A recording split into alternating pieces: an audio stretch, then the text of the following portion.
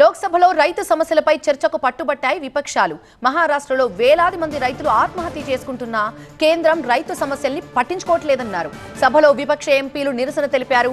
గ్రామీణ ఉపాధి హామీ పథకం నిధులు విడుదల చేయాలన్నారు, డిమాండ్ చేశారు. కాంగ్రెస్ ఎంపీ ప్రియాంక గాంధీ కూడా ఈ విషయంపై డిమాండ్ వినిపించారు. రైతు సమస్యలపై లోక్సభలో చర్చించాలని డిమాండ్ చేస్తూ విపక్ష ఎంపీలు ఆందోళన చేపట్టారు. మహారాష్ట్రలో వేలాది మంది రైతులు ఆత్మహత్యలు చేసుకుంటున్నప్పటికీ కేంద్రం పట్టించుకోవట్లేదని నినాదాలు చేశారు.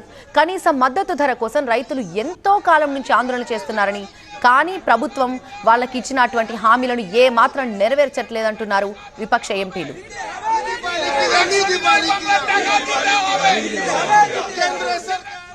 గ్రామీణ ఉపాధి హామీ పథకం నిధులను వెంటనే విడుదల చేయాలని కాంగ్రెస్ ఎంపీ ప్రియాంక గాంధీ డిమాండ్ చేశారు.